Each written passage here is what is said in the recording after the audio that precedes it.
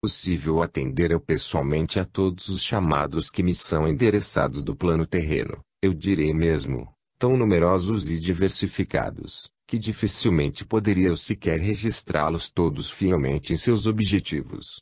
Então foi criada para esse fim uma organização assistencial por nós denominada Casa Assistencial, onde todos os pedidos que da Terra me são dirigidos pelos milhões de filhas que aqui vivem são registrados com toda a fidelidade nos seus objetivos. Eu direi ainda como funciona esse registro. A organização está amplamente dividida em setores que correspondem a cada país do mundo terreno. Assim, um pedido recebido de qualquer recanto de determinado país é automaticamente registrado de modo evidente no respectivo setor, ficando aí assinalado por uma luminosidade que só desaparecerá quando atendido. Uma segunda luminosidade indica a natureza do pedido e as características de quem o emitiu no ambiente terreno, tornando bastante fácil a identificação da alma necessitada, seja do que for. Uma vez identificada a alma emitente do pedido, nós convocamos prontamente a entidade incumbida de acompanhar e proteger na Terra, e esta comparece numa fração de segundos. Esta entidade protetora deve ser ouvida a respeito do pedido que ali está, pedido que ela própria conhece, uma vez que lhe cumpre acompanhar a alma encarnada, e de registrar quanto com a mesma ocorrer durante a respectiva encarnação. Devo esclarecer que a providência de consultarmos a entidade protetora da alma encarnada tem o objetivo de colher também o seu parecer, quase sempre decisivo em relação ao pedido ali presente. Decidido, por conseguinte, o atendimento, a entidade protetora regressa então ao meio terreno com os poderes necessários ao atendimento daquilo que justo seja conceder à alma encarnada. Quando o atendimento dependa da decorrência de algum prazo, por exemplo, quando a alma em causa não deva ou não possa receber imediatamente o que pediu, porém no decorrer de alguns meses ou mesmo anos, a entidade protetora da mesma regressa ao plano terreno com essa autorização. Todo este processo se resolve muito rapidamente, ao contrário do que vocês talvez supor, em face da tradicional burocracia terrena. No alto a burocracia não existe, estimadas filhas. Todos os assuntos recebem pronto e definitivo atendimento, nada ficando de um dia para um outro para ser resolvido. E isto não seria mesmo possível, porque no dia seguinte e durante a noite outros milhões de pedidos devem chegar para serem também prontamente resolvidos. De uma coisa, contudo, eu desejo que fiqueis absolutamente certas, minhas filhas, é que, mesmo quando me peçais algo de que muito estejais necessitando, e esse algo demorar, não será nunca por não terdes sido ouvidas, mas porque, bem pesadas e medidas as circunstâncias em que vos encontreis, o que houverdes pedido, para o vosso próprio bem só deverá chegar-vos um pouco adiante. Eu dei os detalhes a que estão sujeitos os pedidos chegados da terra, e a mim dirigidos, cada um deles. E em vos dizendo que esses pedidos se contam por milhões diariamente, nas 24 horas, fácil vos será avaliar o número de assessores de que disponho para este serviço. Chegam, frequentemente, pedidos, e não poucos, cujo atendimento excede os meios de que disponho para os atender. São pedidos emitidos quase sempre por almas inquietas, se não mesmo aflitas, às quais é necessário atender com a urgência necessária, vale isto por dizer, instantaneamente. Em alguns desses casos, e são muitos, eu dirijo-me ao meu amado filho e lhe transfiro o pedido, para que a sua misericórdia se derrame no mesmo instante sobre a alma aflita. O meu gesto em me dirigir ao meu amado filho envolve o meu próprio pedido junto ao recebido da terra, para o que eu me prostro a seus pés numa demonstração de humildade e respeito em favor da filha ou filho que houverem apelado para mim. Esses pedidos jamais deixaram de ser atendidos pelo Senhor ante o meu decidido empenho em os atender. Deixo-vos aqui estes detalhes, queridas filhas, para que possais avaliar, de certa maneira, o valor do atendimento alcançado por vezes aos pedidos a mim feitos, e que só foram após os haver levado eu próprio ao meu amado filho e por eles me tornar vossa fiadora. Mas graças ao Senhor Jesus, tenho podido atender até hoje a quanto me tem pedido minhas estimadas filhas terrenas. A seguir eu vos direi algo a respeito da necessidade de cada uma de vós estudar devidamente tudo aquilo que desejeis pedir-me em vossas orações, para que não suceda algo que possa trazer-vos sofrimento por menor que ele seja. É necessário que vos certifiqueis antes de emitir os vossos pedidos de que ninguém virá sofrer em decorrência da realização dos vossos objetivos. Deveis submeter os vossos pedidos ao crivo da vossa própria consciência, a fim de não me pedirdes seja o que for que possa prejudicar a terceiros. Num caso em que isso aconteça, atendidas que sejais em algo que resulte em dano ou prejuízo para algum dos vossos semelhantes, o que poderá acontecer a seu tempo, será purgardes vós mesmas o sofrimento ou dano provocado a outrem. É necessário, pois, muito equilíbrio em tudo quanto tiverdes de rogar aos céus para o vosso conforto e comodidade. Em seguida, desejo conversar um pouco convosco acerca da vida no plano espiritual das almas que concluem sua vida no corpo, e regressam ao seu plano de origem. Um grande número destas almas partem da Terra na completa ignorância até de sua própria situação pessoal, dado que aqui jamais concordaram em abrir um livro de ensinamentos espirituais. Almas nestas condições, inconscientes muitas delas de que passaram no mundo espiritual, ficam a perambular pelas ruas se viveram numa cidade, ou no meio rural se tiver sido esse o seu campo de trabalho na Terra. Havendo como há, infelizmente, numerosos grupamentos de entidades desencarnadas interessadas em usufruir vantagens entre os encarnados, correm as almas boas o risco de serem arrebatadas pelos grupamentos de malfeitores e serem por eles subjugadas ao desencarnarem. Se essas almas boas, isentas de maldade contra terceiros, tiverem esgotado sua vivência no corpo inteiramente preocupadas com os interesses da matéria, despregadas da prática da oração ao Senhor, não terão condições de resistir à turba de malfeitores que delas se apossam, podendo ver-se então rebaixadas à condição de escravos e por tempos indeterminados. Isto já tem acontecido, lamentavelmente, a numerosas almas assim desencarnadas, as quais só após vários anos decorridos conseguiram sua libertação.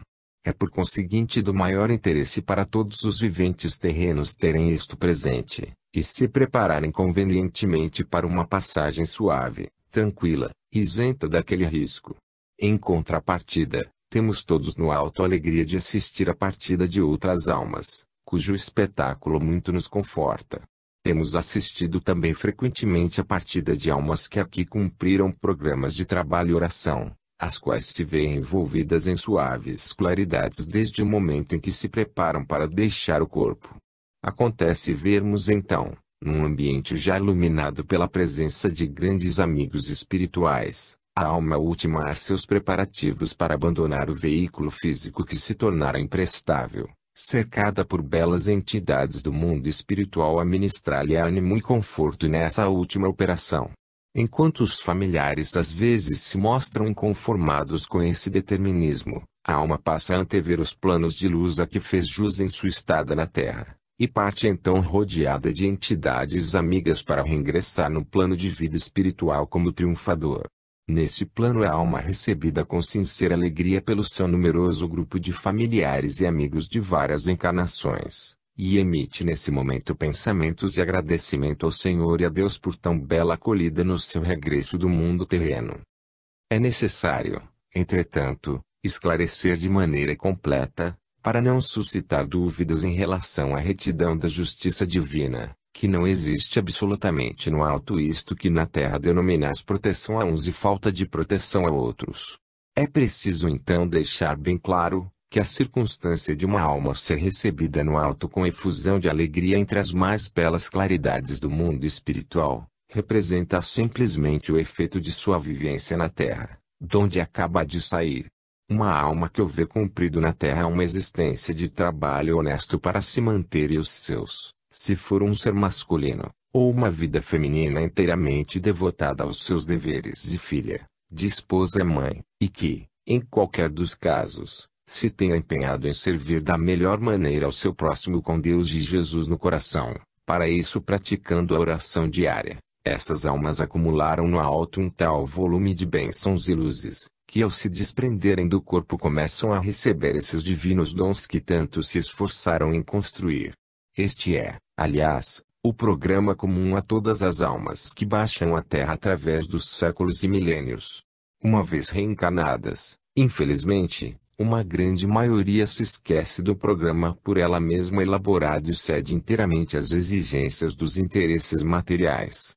Lamentavelmente assim acontece muito frequentemente, e daí a situação melancólica em que as vemos regressarem ao plano espiritual de onde desceram à Terra para aí estacionarem sabe Deus por quanto tempo até que lhes seja concedido um novo mergulho na carne.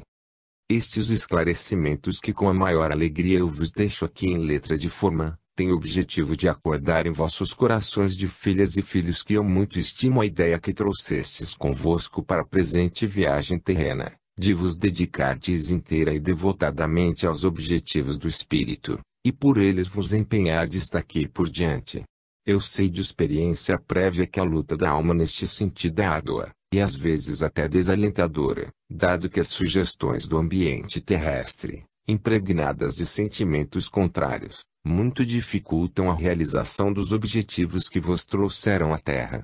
Há, porém, o recurso invencível da oração sincera, partida do coração, cujo efeito pode ser comparado ao acendimento de uma lâmpada elétrica numa sala escura.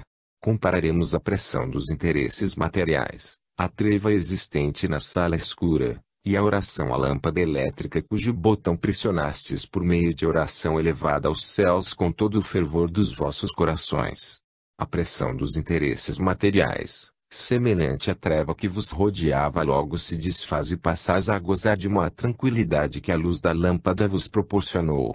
Acrescentarei então que a luz que acendestes no vosso dormitório, por exemplo, pressionando o botão da instalação elétrica, vós apagareis quando quiserdes e a treva também voltará.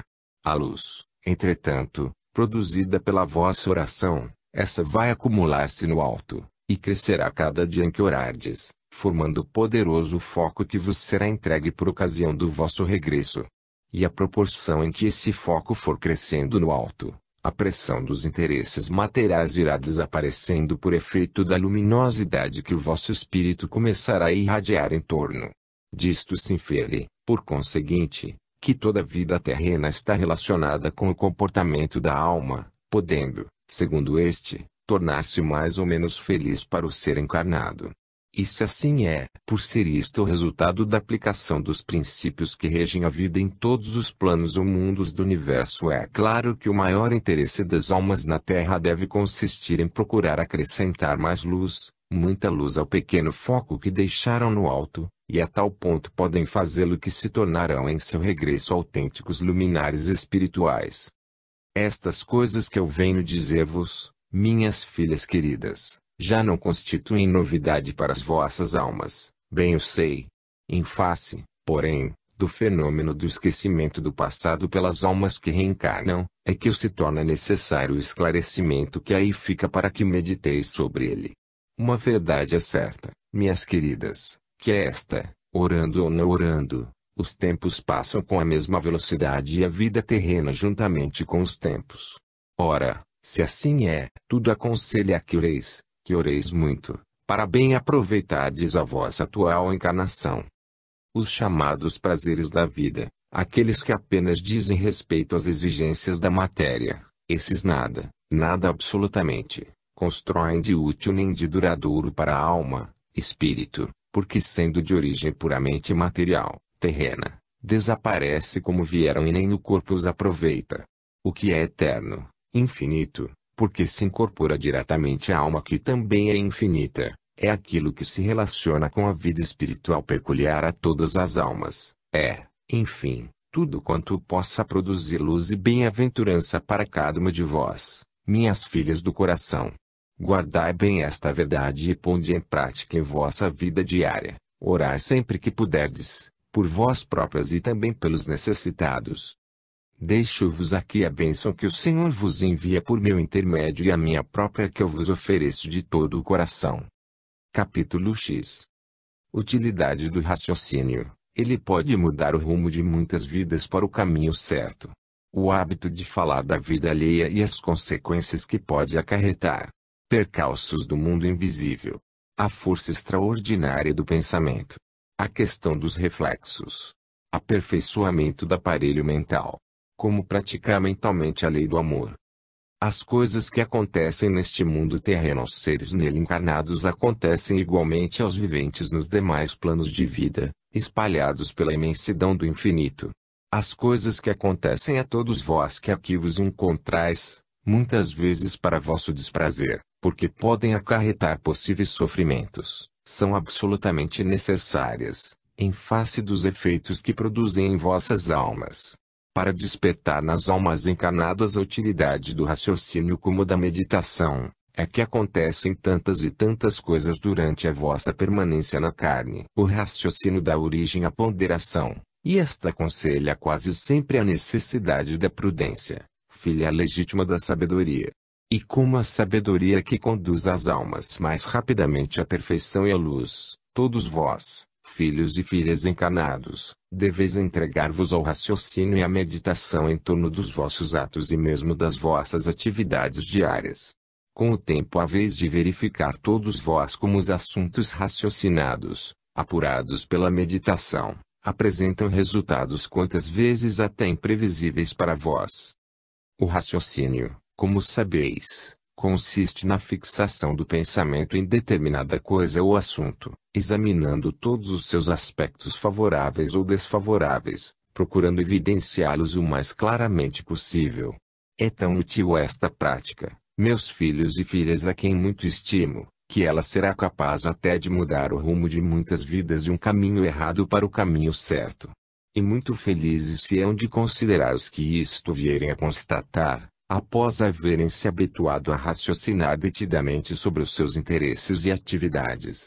O raciocínio ainda pode ser comparado a um foco de luz projetado sobre determinada superfície, de maneira que a criatura possa melhor examinar detalhes nela obscuros, e que a projeção luminosa clareou as vistas dessa criatura.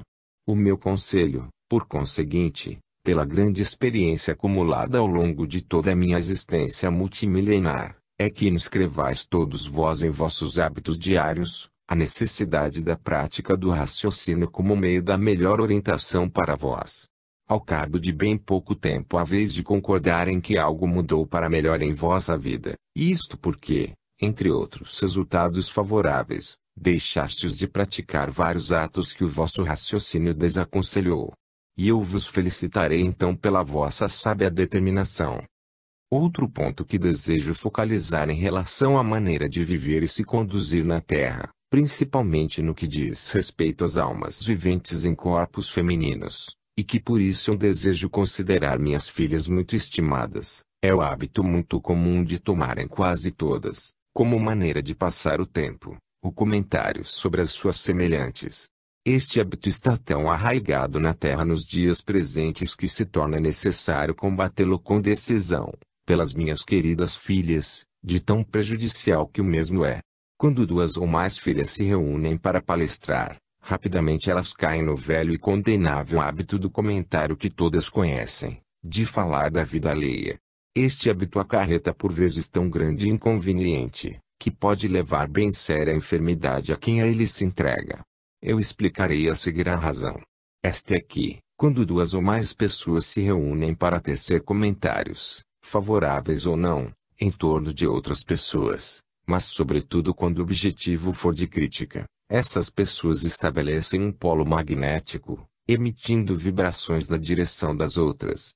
Se estas outras pessoas se encontrarem porventura assistidas ou rodeadas de entidades imateriais perturbadas, o resultado na maioria dos casos é dirigirem-se tais entidades instantaneamente ao polo magnético emissor daquelas vibrações, e, por vingança ou por conveniência, entrarem a perturbar as pessoas que estejam alimentando o polo magnético com seus comentários ou críticas aos semelhantes. Por vingança, as entidades atraídas ao polo magnético são capazes de transformar a saúde e a vida das pessoas visadas, e sem que possam encontrar uma causa, adoecerem ou sofrerem alterações sensíveis nos seus interesses. Pode dar-se que as entidades atraídas pelos comentários sejam estreitamente afeiçoadas às pessoas por eles visadas, e procurarão vingar-se pela maneira ao seu alcance. Por conveniência, o processo é diferente. Se acontecer, O que é muito frequente fora das vossas vistas, estarem as pessoas criticadas rodeadas de elementos psíquicos ainda perturbados pela falta de elevação peculiar a esses elementos. Eles poderão transferir-se para o local em que se encontra aquele polo magnético, e aí se encostarem a quem lhe parecer mais conveniente à sua necessidade psíquica. Isto acontece muito frequentemente, como disse, e sempre acarreta sofrimento às almas encarnadas, as quais poderão ter de dar muitas voltas para se libertarem das influências perturbadas que atraíram. Diz-se habitualmente na Terra que o mundo invisível é um mistério, e isso é pura verdade. Ninguém na Terra poderá decifrar ou sequer compreender o mistério do mundo invisível, desconhecido também de muitas almas desencarnadas que nele vivem.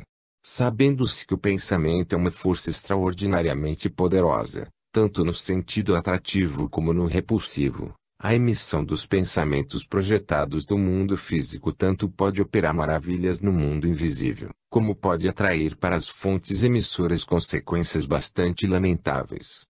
Pelo pensamento, pode a alma encarnada comunicar-se instantaneamente com suas almas afins do mundo espiritual, onde os pensamentos são recebidos com perfeita nitidez. Com o pensamento emitido pela alma encarnada no momento da oração ao Senhor, ou às entidades de sua devoção, a alma pode estar certa de que o pensamento é recebido e interpretado fielmente. Se esse pensamento for portador de um pedido, uma rogativa ou o que for, ele é recebido no mesmo instante pela entidade a quem for dirigido, desde que precedido ou acompanhado pela prece sincera, aquela que parte do coração. Não sendo uma prece sincera, fervorosa, pode correr o risco de ser interceptada por elementos psíquicos negativos, que usam em muito maior escala do que podereis imaginar, e não poder chegar ao destino. São esclarecimentos estes que eu desejo deixar convosco, filhas e filhos muito queridos, para que desde a encarnação atual possais prevenir-vos contra esses percalços do mundo invisível.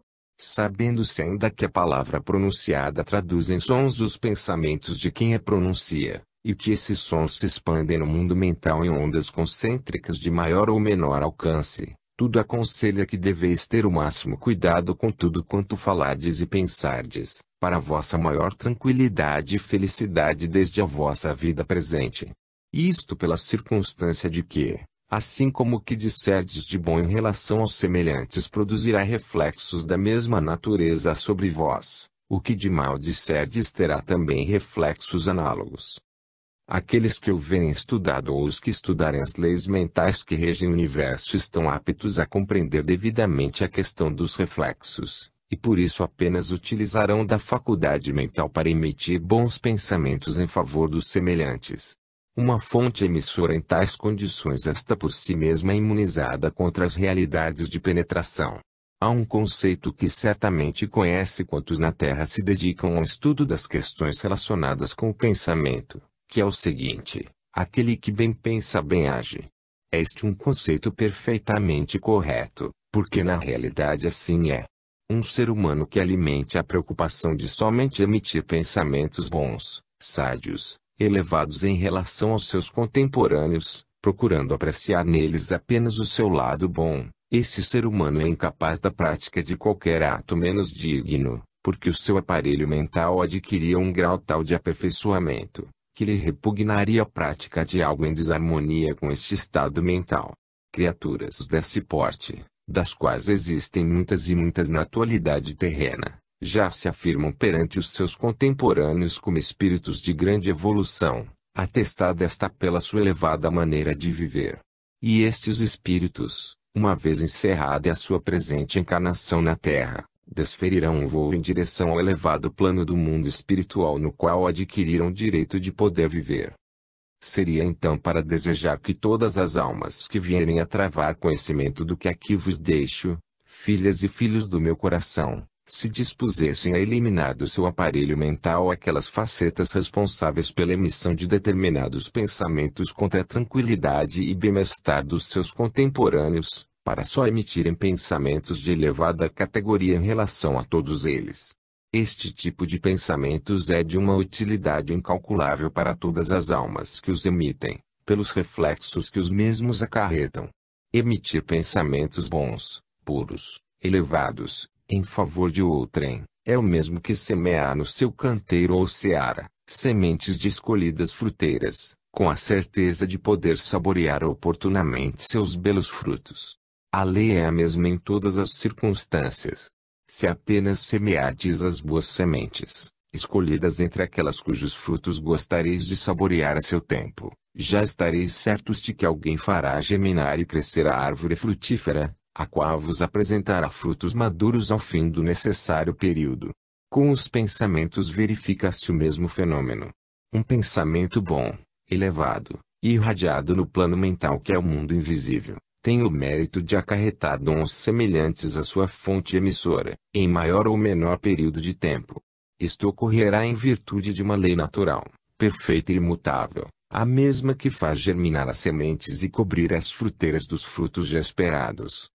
Interessante deve ser para todos vós, filhos e filhas que muito estimo, poder conhecer a maneira pela qual frutificam os pensamentos bons, e como tereis oportunidade de saborear seus frutos enquanto na terra. Eu explicarei sucintamente o fenômeno, da seguinte maneira: uma criatura que se habitue a olhar os seus semelhantes com os olhos da alma, enxergando neles uma alma como a sua, também em busca de perfeccionamento, somente se empenhará em descobrir e proclamar as boas qualidades que esse semelhante demonstrar, tolerando, não vendo as qualidades porventura negativas ou inferiores dessa criatura, uma vez que a mesma aqui se encontra exatamente para as eliminar. Em tal circunstância, a alma já evoluída a ponto de poder distinguir as qualidades boas e inferiores do semelhante, emitirá pensamentos bons sobre o mesmo, pensamentos que se transformarão em luz, e, portanto, em ajuda para o seu progresso, jamais a censurando por alguma qualidade inferior ainda demonstrada. A criatura evoluída estará semeando, por conseguinte, a boa semente no mundo mental, visando ao esclarecimento e ajuda ao semelhante para o seu mais rápido progresso evolutivo. Indubitavelmente, porque isto é uma lei, quem assim procedeu em relação ao seu semelhante terá praticado para com ele a lei do amor, e receberá em retribuição os mesmos efeitos benéficos que emitiu sobre o semelhante. Este beneficiou-se realmente com as vibrações mentais da criatura mais evoluída, as quais terão tido o mérito de aumentar a sua luz desde a Terra, aprimorando consequentemente os seus atos e pensamentos.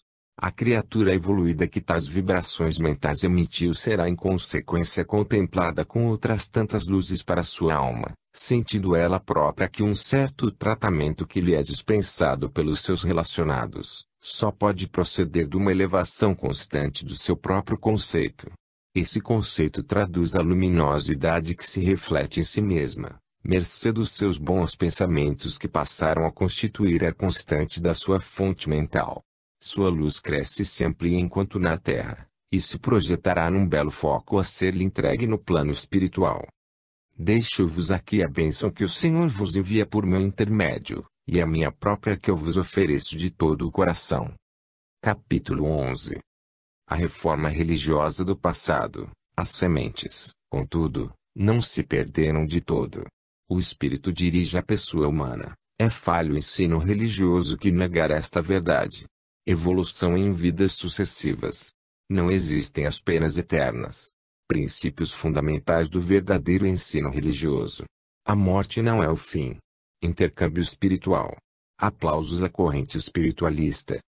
Aconteceu certa vez no mundo espiritual, por ocasião da seleção das almas que deviam voltar à Terra numa nova encarnação, apresentarem-se várias delas com o propósito de realizarem no mundo terreno uma pequena revolução no que diz respeito aos assuntos espirituais, principalmente em matéria de fé. Haviam aquelas almas elaborado planos de trabalho espiritual a serem executados no plano terreno, tão logo lhes fosse permitido voltar à Terra. Encontravam-se entre elas entidades de grande evolução adquirida em muitas existências vividas na Terra, cuja experiência as autorizava a empreender a execução dos planos que estavam apresentando na ocasião. Ouvidas atentamente pelos dirigentes espirituais a quem competia decidir a respeito, foram os planos considerados inteiramente viáveis e proveitosos para as almas encarnadas à época em que viessem a ser postos em prática. Tais planos envolviam um programa de trabalho árduo a ser desenvolvido ao longo de alguns séculos a fim de que os frutos esperados se não perdessem. Embora bastante reduzido o grupo de entidades que se propunham a executar o referido plano, foi o mesmo aceito pelos dirigentes espirituais após haverem-no submetido à apreciação do Senhor Jesus. O mundo terreno vivia, na época, completamente imerso num emaranhado de crenças religiosas, principalmente a parte ocidental, numa mistura de religião, comércio e de outra natureza, que realmente necessitava de melhor coordenação por parte das organizações religiosas. Isto passou-se há perto de 4 séculos, por conseguinte não faz muito tempo e os registros históricos estão aí para serem consultados por quem necessitar de maiores detalhes. Reencarnadas as entidades referidas, com o apoio indispensável de outras muitas que permaneceram para esse fim no plano espiritual, foi dado início ao trabalho assim preparado no alto, tendo seus executores reencarnado em países diferentes com o propósito louvável de se tornarem em seus respectivos países arautos da ideia por eles concebida no plano espiritual. E para melhor poderem atuar no meio próprio, quase todos se tornaram também religiosos, ascendendo rapidamente a altos postos, em virtude de sua capacidade intelectual, com que certamente não haviam contado as entidades já então reencarnadas. Fora evidentemente a reação contrária de quantos aqui se encontravam à frente das organizações religiosas, em face da profunda reforma que os novos religiosos se propunham, sinceramente empenhados em imprimir nova e melhor direção aos ensinamentos a serem ministrados às almas encarnadas. Travaram-se por isso grandes batalhas intelectuais, primeiro entre os baluartes dos dois lados, às quais aderiram intelectuais destacados, uns pró e outros contra as novas ideias religiosas. Pode mesmo dizer-se que o assunto empolgou as elites intelectuais dos países do Ocidente, tendo dado causa a não poucos procedimentos caracterizados por medidas violentas e perda de liberdade para certo número de bons batalhadores da grande causa. Os tempos, porém, não esperam, e com eles se consumiram mocidade, madureza e entusiasmo no âmago das entidades encarnadas, portadoras das grandes ideias de reforma dos ensinamentos e práticas religiosas na Terra, sobretudo em sua parte ocidental. Consumidas assim as suas encarnações, regressaram aquelas entidades ao alto portadoras de um mínimo do quanto pretendiam realizar na Terra, em face das reações que tiveram de defrontar. As sementes lançadas, contudo, não se perderam de todo em meio à incompreensão principalmente das camadas populares, porque aqui e ali sempre lograram germinar nos corações melhor preparados. Passaram-se novos tempos e outras entidades desceram à terra inteiramente afinadas com as ideias semeadas pelos seus antecessores, sendo hoje de notar que algum progresso foi alcançado nessa matéria, se bem que muito já tenha sido deturpado até os dias presentes. Verificamos todos nós do alto, ao apreciarmos o panorama religioso do Ocidente, que grande empenho é posto de uma e outra parte do ensino cristão, em se negar a existência do espírito a dirigir a pessoa humana, e sua sobrevivência esta, uma vez encerrada a vida do corpo. Nega-se, por conseguinte, a existência e funcionamento de uma lei imutável a dirigir os destinos de todos os seres viventes no universo, em virtude da qual as almas encarnam, desencarnam e voltam a reencarnar em busca de luz, perfeição e progresso. É falho por conseguinte o ensino religioso que não admitir e proclamar a existência do espírito no universo, subordinado à lei evolutiva que preside a sua reencarnação nos diversos mundos, para neles adquirir conhecimentos e experiência de que tanto necessita. Vemos assim com melancolia, inteligências das mais brilhantes da Terra ainda aferradas ideia de há muito superada da existência única, fim da qual a alma ingressa no céu imaginário para toda a eternidade, ou segue em direção a outros planos de sofrimento que eu me recuso a citar. Não, absolutamente meus queridos, as coisas passam-se em verdade de maneira bem diferente dessa que tão obstinadamente propagais. Não só não existem as penas eternas para as almas faltosas ou menos afortunadas moralmente, como também o céu de que falais é mera ficção. Gostaria de poder conduzir-vos desde agora para, em minha companhia, testemunhardes o equívoco dos vossos ensinamentos religiosos, certa como estou de que no vosso regresso vos apressaríeis em reformá-los totalmente. O ensino religioso que se faz mister adotar em todo o mundo terreno deve assentar primeiramente na obediência aos princípios doutrinários trazidos pelo meigo Nazareno de há 2000 anos, princípios fundamentados na lei do amor e da fraternidade. Esta lei não foi criada pelo Senhor Jesus, como alguém possa parecer em face de ser trazida por ele à terra. Esta lei é universal, reina e impera em todos os planos adiantados do universo, mediante cuja prática vivem muitas e muitas humanidades evoluídas. Trata-se, portanto, de uma lei criada por Deus para ser cumprida em todos os mundos, por ser aquela capaz de implantar a felicidade, a paz e o verdadeiro amor em todos os corações. Esta é, por conseguinte, a lei a ser ensinada na terra a todas as almas encarnadas como verdadeiro ensinamento religioso. A segunda lei que deverá constituir o segundo ensinamento religioso pelas organizações que a isso se propõem, é a lei das reencarnações, aquela que permite às almas regressarem à Terra para animar novos corpos, após um estágio mais ou menos longo no alto espaço, como quiserdes, ao término de cada uma delas. Isto é muito fácil de explicar, meus filhos queridos. Sabendo-se que as almas, espíritos, são criadas absolutamente ignorantes até de si mesmas, necessitando, portanto, de percorrer toda a imensa escala de aprendizado nos diversos planos ou escolas disseminados na imensidão do universo, não poderiam as almas assim criadas adquirir o volume de conhecimentos e experiências de que todas necessitam em apenas uma vida terrena. E sabendo-se que o espaço de tempo realmente útil à alma encarnada se inicia praticamente aos 25 anos, tempo não haveria absolutamente para que daí até a desencarnação a alma pudesse adquirir aquilo de que tanto necessita e veio buscar na Terra. É necessário, por conseguinte, meus queridos, reverdes a base dos ensinamentos que ministrais aos vossos seguidores à guisa de religião, a fim de não incorrerdes vós próprios em ato de responsabilidade perante os vossos dirigentes espirituais ao regressardes por vossa vez ao plano a que pertencerdes. Os dois pontos que venho de citar devem ser estudados, porque são fundamentais ao ensino religioso na Terra. Um novo século se aproxima, e as almas que estão descendo à Terra e bem assim as que se preparam para descer mais adiante, são em sua grande maioria almas bastante evoluídas, e talvez se recusem a aceitar os ensinamentos que vêm sendo ministrados, os quais não correspondem mais às realidades da época. Em continuação é preciso admitir e mesmo ensinar às crianças e aos adultos o princípio do intercâmbio espiritual entre as almas encarnadas e as desencarnadas, como um dos fatores do progresso moral e intelectual da humanidade encarnada.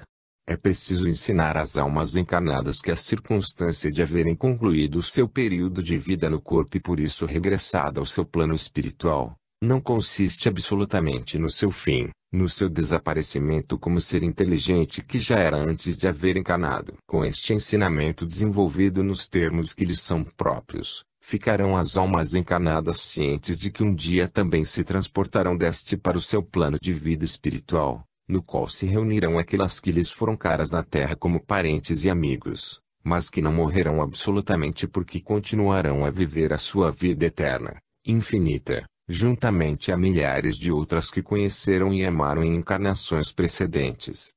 Ora bem, pois, se tudo isto que digo é real, porque acontece, não por vontade dos espíritos, como possa alguém imaginar, mas em virtude de uma lei de Deus a qual todos nós estamos sujeitos, não há como negar ou condenar a prática do intercâmbio com o mundo espiritual, como fonte insuperável que é de muitos e preciosos ensinamentos para todos vós, almas encarnadas.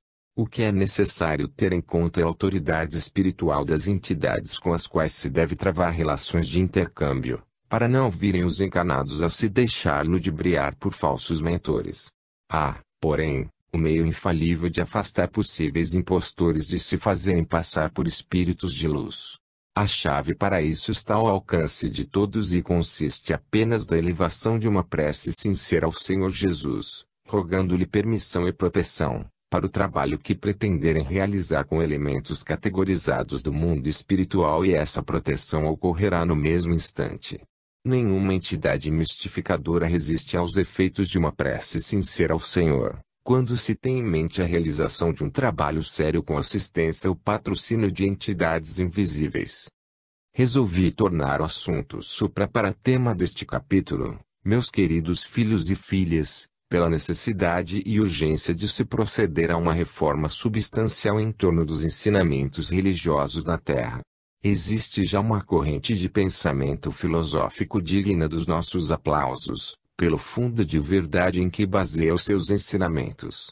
É a corrente espiritualista, a qual eu me filiei em minha última estada na Terra, após ter sido monge em pelo menos 2 outras encarnações. Ao regressar ao alto, após aquelas 2 encarnações anteriores, eu pude verificar que bem pouco útil havia sido a minha vida, pelo nada ou quase nada que consegui realizar em favor dos demais. Enquanto na última existência vivida entre vós, eu dediquei todos os meus pensamentos e esforços à causa espiritualista, tanto pela pena como pela palavra, pelo conselho sempre ministrado em todas as oportunidades. Ao regressar ao meu plano de vida no além, tive a satisfação imensa de constatar o acerto dos passos dados em favor da difusão da chamada doutrina dos espíritos, aquela que consegue realmente esclarecer as almas encarnadas acerca do seu futuro, e consolá-las em seus momentos dolorosos. É para lamentar, e muito, pois, o fato de haver na Terra organizações ditas religiosas que combatem denotadamente o ensino espiritualista como arte do demônio, quando seu chefe supremo é o Senhor Jesus, que incentiva e abençoa todo o trabalho empreendido no esclarecimento das almas encarnadas. Um fenômeno interessante que no alto se verifica entre as almas chegadas da Terra, é precisamente quanto ao grau de esclarecimento de que são portadoras. Enquanto as que foram adeptas de religiões infensas ao espiritualismo, se apresentam assustadas em face da multidão de desencarnados que as cerca, apreensivas com o que aprenderam a denominar de fantasmas, as almas espiritualizadas sentem-se desde logo muito felizes e à vontade, por se encontrarem cercadas de outras almas espiritualizadas, que aprenderam a compreender desde a Terra. Ressalta deste fato a diferença existente entre um e outro ensinamentos religiosos ministrados na Terra, proporcionando o espiritualista, a imediata compreensão e até familiaridade com entidades que aprenderam a estimar e até a venerar em suas organizações espiritualistas, onde muitas vezes as ouviram dissertar sobre as leis espirituais. Enquanto as outras almas, embora seguidoras da mesma doutrina do Senhor Jesus, foram ensinadas a repudiar como demônios os espíritos de Deus, e ao encontrarem-se com eles no alto, recordam-se dos ensinamentos recebidos e ficam preocupadas. Mas acontece em breve o seguinte a estas almas, constatando o erro dos ensinamentos religiosos que lhes foram ministrados na Terra, como que se revoltam contra eles, e aderem imediatamente à teoria espiritualista das reencarnações sucessivas, como o único meio de chegar cada um à perfeição e à luz espiritual. Deixo-vos aqui a bênção que o Senhor vos envia por meu intermédio, e a minha própria que eu vos ofereço de todo o coração. Capítulo 12. Modificações no sistema alimentar. Os alimentos naturais e o prolongamento da existência. O fumo como fator de várias enfermidades. Nocividade das bebidas alcoólicas. A ação corrosiva do álcool perdura nas almas desencarnadas. O grande papel da mulher no mundo, representante da divindade na Terra. A mulher não deve fumar. O mundo terreno dos dias que correm prepara-se para ingressar numa nova fase de vida planetária, tal como tem sucedido a todos os demais planetas do universo infinito. A fase que se aproxima deve caracterizar-se por um sentido de aprimoramento de condições de vida desta e das próximas humanidades, as quais incumbe por sua vez elevar o nível vibratório do planeta em que vem habitar. Tem de ocorrer modificações bastante sensíveis em quase todos os setores da vida terrena, com a introdução de novos métodos, novas técnicas, trazidas à Terra pelas almas que estão chegando e pelas que virão depois. Um dos setores em que devem operar-se modificações substanciais na vivência das almas encarnadas é da alimentação. As almas que devem constituir a humanidade encarnada do próximo século e dos seguintes vão dar preferência a um tipo de alimentação isenta de carne, para usar alimentos frescos, naturais, puros, de acordo com as suas necessidades vibratórias. A alimentação carnívora que tem predominado na Terra desde a sua constituição até agora apresenta o inconveniente de animalizar os sentimentos das criaturas e levá-las à emissão de vibrações bastante grosseiras com a consequente preponderância nos pensamentos e atos dos seres humanos.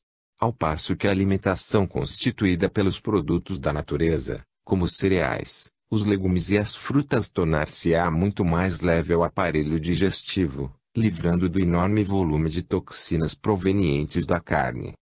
Esta modificação operada no sistema alimentar será altamente benéfica à saúde das pessoas humanas, contribuindo para que suas vidas se prolonguem bastante, podendo verificar-se a vivência de muitas delas até as imediações dos 100 anos.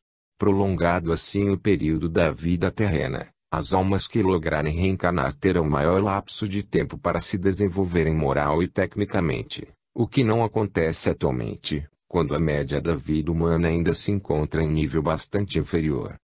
Para que uma alma encarnada possa dar fiel cumprimento ao programa de vida elaborado por ela própria no alto, necessita de utilizar eficientemente as aptidões de ordem psíquica de que for portadora, e para que tal possa suceder é da maior valia que todas as suas células se encontrem bem dispostas, e isentas das toxinas provenientes da alimentação carnívora. Já na era atual, conforme podem testemunhar muitos de vós, existe um regular número de pessoas que já muito se libertaram da carne como alimento, e por isso se sentem imensamente felizes.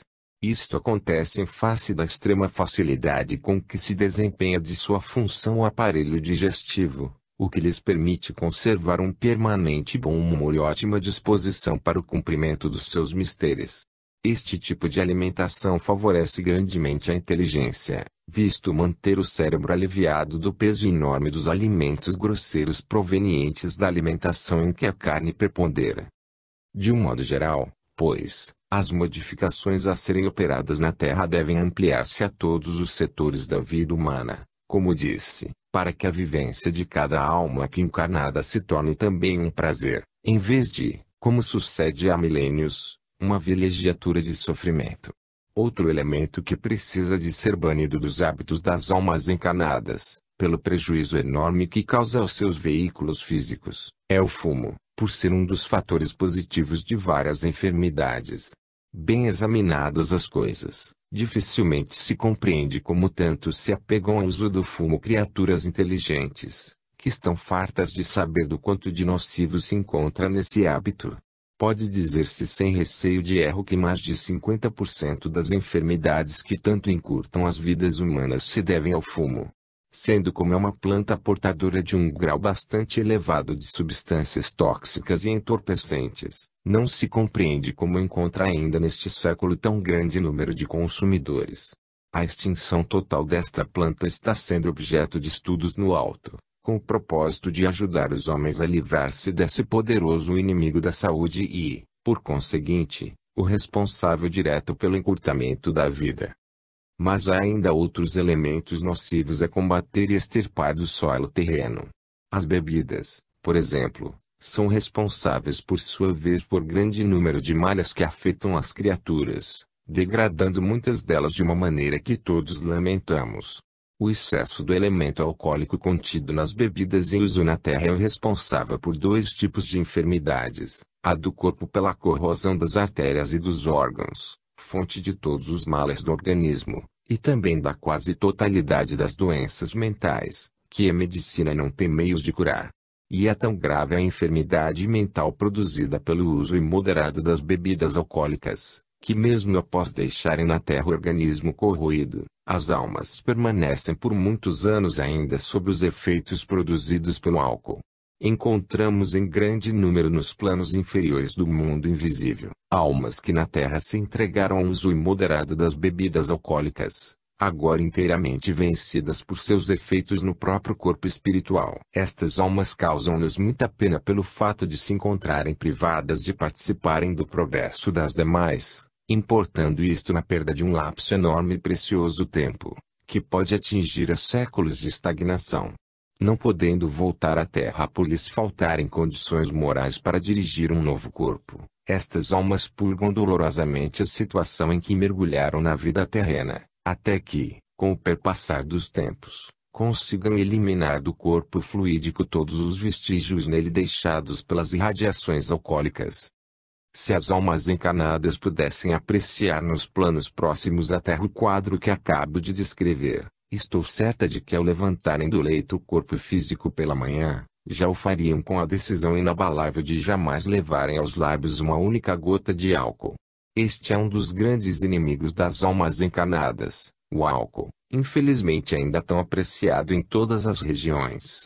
Que não possa ser banido assim rapidamente, concordo, que seja, porém, diluído no outro veículo em que sua ação corrosiva se reduz ao mínimo, em benefício da saúde e do bem-estar humano. Uma vez reduzido substancialmente o teor alcoólico nas bebidas à disposição do público, reduzidas estarão igualmente as incidências desse perigoso corrosivo, e, segundo creio, a indústria de bebidas só teria a lucrar em face de um consequente incremento do consumo. Que se usem bebidas, é humano e é lógico, mas que na sua confecção se eliminem todos os riscos decorrentes do fator alcoólico, pela redução substancial da sua interferência na confecção da bebida. Eis uma ideia que eu apresento aos químicos da Terra, cuja aceitação há de acarretar, certamente, as bênçãos de Deus e do Senhor Jesus, em face da eliminação dos prejuízos morais decorrentes do uso atual desse corrosivo, que melhor aplicação terá em outras utilidades do vosso mundo. Em seguida quero conversar um pouco com as minhas queridas filhas, a respeito da sua importante tarefa no que diz respeito à extinção dos hábitos de que me venho ocupando. É principalmente a mulher que incumbe na Terra o grande papel de zelar pelo cumprimento das leis divinas, exatamente por ser a mulher o ser mais diretamente ligado ao mundo superior. A mulher tem sido dotada, em todos os tempos, de uma grande parcela de influência sobre o homem, capaz de a fazer uma verdadeira rainha do lar, como sabeis. Se tal não tem acontecido em numerosos casos em que a mulher se decide a participar dos mesmos hábitos, entendamos vícios, dos homens, o resultado é o seu nivelamento neste plano inferior, com grave prejuízo para si e para a coletividade. À mulher são concedidos certos poderes psíquicos que a podem elevar um grau admirável no seu meio social, assim ela possa descobrir-se a si mesma, por assim dizer. Para tal situação conseguir, deve a mulher ter sempre presente em sua mente, possuir um sentido a mais do que o homem, que é o de poder receber diretamente dos planos superiores ideias, sugestões e também poderes capazes de lhe entregarem o próprio governo do mundo terreno. O que todos notamos que falta por vezes na Terra à mulher, para que ela possa ocupar o seu verdadeiro lugar no mundo, é o princípio educacional doméstico nesse sentido.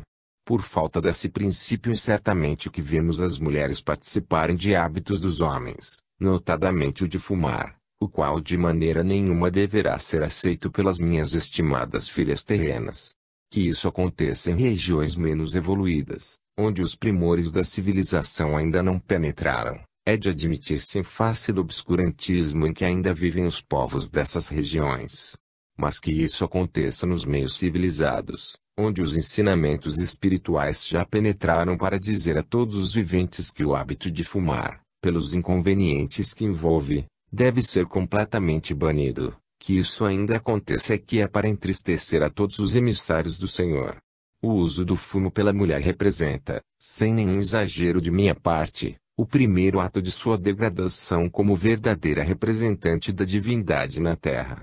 Efetivamente, não é possível entender-se, por exemplo, a mulher-mãe conduzindo o filhinho ao colo numa atitude que sobremaneira eleva e dignifica, portando entre os dedos o cigarro que jamais deveria sequer experimentar.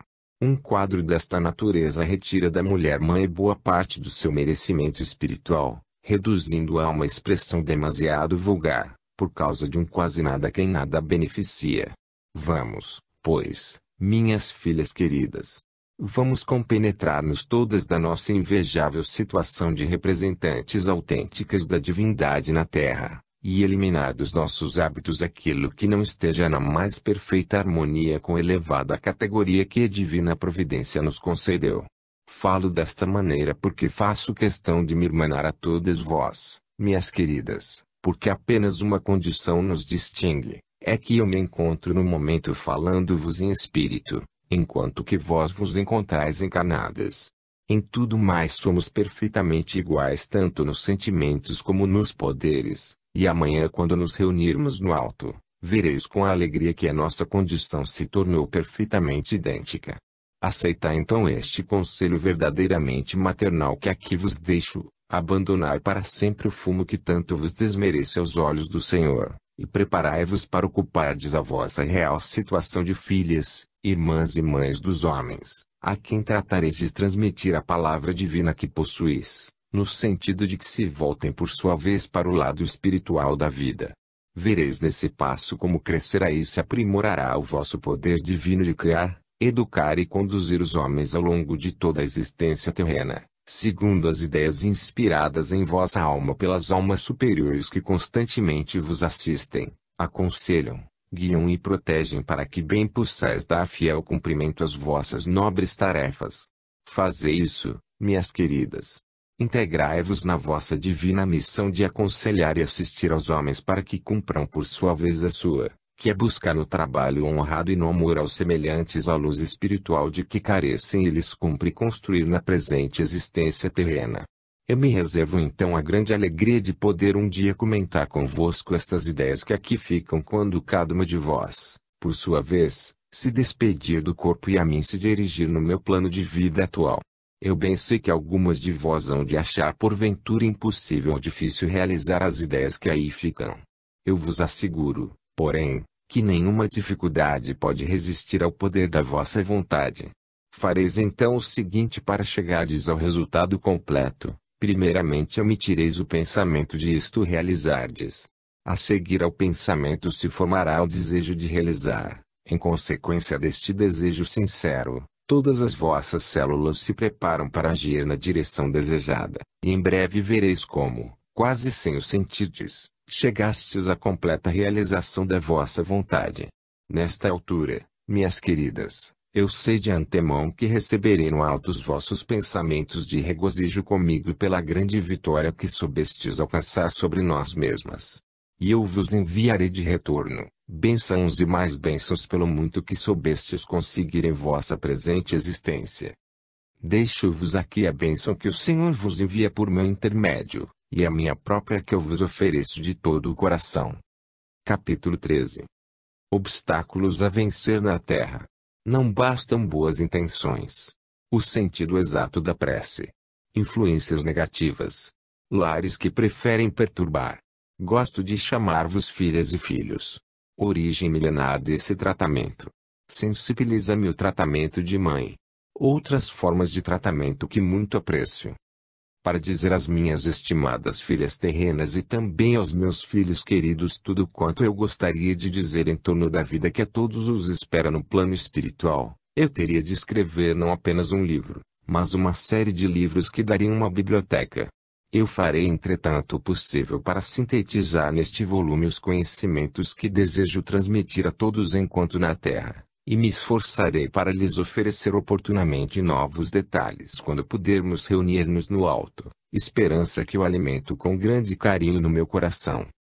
Desejo esclarecer que uma boa parte do que estou grafando neste livro ainda sem título já é do vosso conhecimento, e apenas está olvidado por vossos espíritos por efeito da encarnação em que vos encontrais.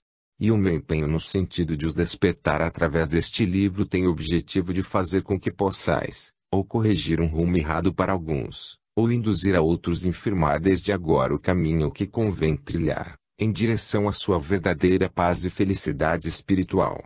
Eu conheço de perto os percalços da vida terrena, conforme mencionei em capítulo anterior, e sei por isso quase quantos os obstáculos a serem vencidos pelas almas que se encontram na Terra.